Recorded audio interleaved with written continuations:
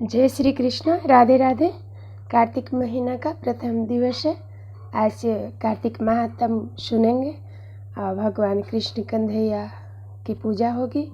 उनको झूला झुलाया जाएगा, उनका भजन सुनाया जाएगा भगवान जी को और उनकी महात्म सुनते हैं। एक समय नैमिषारण्य तीर्थ में सूत जी महाराज 88,000 शौनकादिक ऋषियों से बोले, आज मैं आपके सामने कार्तिक महात्म की श्रेष्ठ कथा कहता हूँ, जिसे सुनकर मनुष्य सब प्रकार के पापों से छूटकर अंत में वैकुंठ को प्राप्त कर लेता है।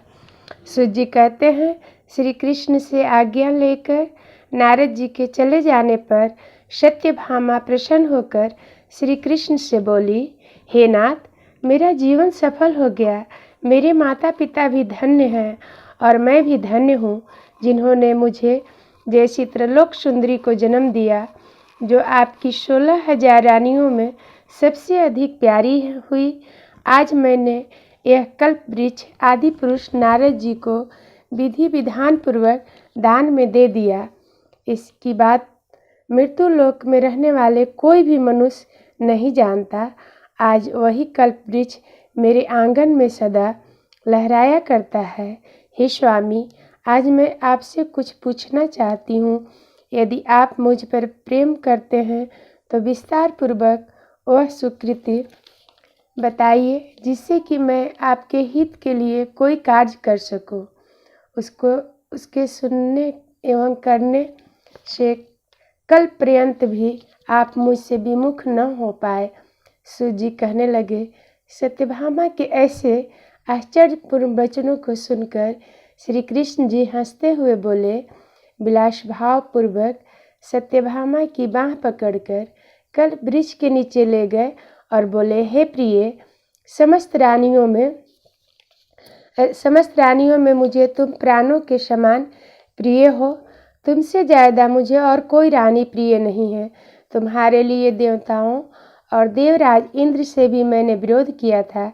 इस विषय में मैं तुमसे जो कहता हूँ ध्यान पूर्वक सुनो। हे सुलोचने, एक दिन मैं तुम्हारे साथ गरुड़ पर सवार होकर इंद्रलोक गया था। वहाँ जाकर मैंने तुम्हारी इच्छा से इंद्र से कल्प वृक्ष मांगा था। इंद्र के मना कर देने पर गरुड़ का इंद्र से घोर युद्ध हुआ। गरुड़ एवं इंद्र के युद्ध में गरुड़ की चोंच से गरुओं के कान और पूंछ कटकर पृथ्वी पर गिरे। उनके कान से तंबाकू और पूंछ से गोभी था। जो रुधिर बहा था उससे मेहंदी उत्पन्न हुई है, जिनके सेवन करने से मोक्ष की प्राप्ति नहीं होती है। गौओं की सींग से भी गरुड़ के 3 पंख पृथ्वी पर गिर पड़े। इससे नीलकंठ, मोर और चकवा चकवी उत्पन्न हुए। इनके दर्शन से गरुड़ जी के दर्शन के बराबर फल प्राप्त होता है। हे प्रिय, जब तुम्हें हर चीज़ दे सकता हूँ तो हर एक कार्य पूरा कर सकता हूँ और हर बात तुमसे कह सकता हूँ, तो क्या तुम्हारे किसी प्रश्न का उत्तर न दूंगा? हे प्रिय, तुम्हें जो पूछना है सो पूछो, मैं बताऊंगा। यह सुन सत्यभामा बोली, हे नाथ, पूर्व जन्म में मेरा कैसा स्वभाव था, किसकी पुत्री थी, मैंने कौन से दान व्रत था तप किए थे जिससे मुझे मृत्यु लोक में जन्म लेना पड़ा, और ऐसे कौन से शुभ कार्य किए कि यहाँ आकर मैं आपकी अर्धांगिनी हुई, जो आप गरुड़ पर सवार होकर अपने साथ मुझे लिए इंद्र आदि देवताओं के स्थान पर घूमते हो। था भगवान श्री कृष्ण बोले, हे कांते, तुम पूर्व जन्म में कौन की पुत्री थी, कौन से पुण्य और व्रत आदि था शुभ कर्म किए थे, वह सब मैं तुमसे कहता हूँ, ध्यान पूर्वक सुनो। पूर्व समय में सतयुग के अंत अर्थात त्रेता युग में मायापुरी में अत्रि गोत्र में सब वेदांगों और यज्ञों का जानने वाला देव शर्मा नाम का एक ब्राह्मण रहता था। वह नित्य प्रति अतिथियों की सेवा, हवन और सूर्य भगवान की पूजा किया करता था, इसलिए वह सूर्य की तरह बड़ा तेजस्वी था। उस ब्राह्मण के घर में बुढ़ापे में एक गुणवती नाम की सुशील कन्या उत्पन्न हुई। बड़ी होने पर उसका विवाह और उस देव शर्मा ब्राह्मण ने अपने चंद्र नाम के एक शिष्य के साथ कर दिया। तब से वे दोनों पिता पुत्र की तरह रहने लगे, क्योंकि देव शर्मा के कोई पुत्र नहीं था। एक समय वे दोनों गुस्सा और समिधा लेने के लिए वन में हिमालय की तलहटी में इधर उधर घूम रहे थे। उन्होंने एक विकराल राक्षस को अपने तरफ आते हुए देखा। भय से उनके शरीर शिथिल हो गए और उनमें भागने की भी शक्ति नहीं रही।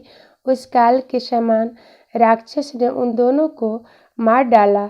उस क्षेत्र के प्रभाव से था उनके धर्मात्मा होने के कारण मेरे पार्षद उन्हें वैकुंठ में ले गए, क्योंकि उन्होंने आजीवन सूर्य की पूजा की थी।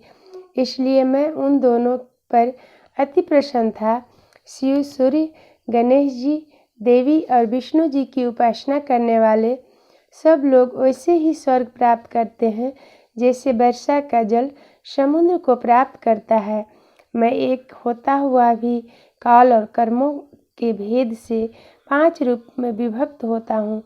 जैसे एक देवदत्त पिता, भ्राता, चाचा, भतीजा आदि कई नामों से बोला जाता है, परंतु देवदत्त वास्तव में एक ही है। जब वे दोनों विमान पर चढ़े हुए सूर्य के समान तेजस्वी, रूपवान, चंदन और माला धारण किए हुए वैकुंठ में आए, तब से मेरे ही पास दिव्यलोक में रहने लगे। आगे का भगवान कन्हैया जी, कृष्ण कन्हैया और सत्यभामा की संवाद दूसरे अध्याय में सुनेंगे। आप सब जरूर सुनिएगा। रोज़ मैं हर रोज़ की अध्याय कृष्ण कन्हैया और माता सत्यभामा की संवाद का वीडियो अपलोड करूँगी। भगवान का 2 नाम का स्मरण करते हैं। आप सब भी मेरे साथ कीजिए। श्री कृष्ण गोविंद हरे मुरारी, हे नाथ नारायण वासुदेव।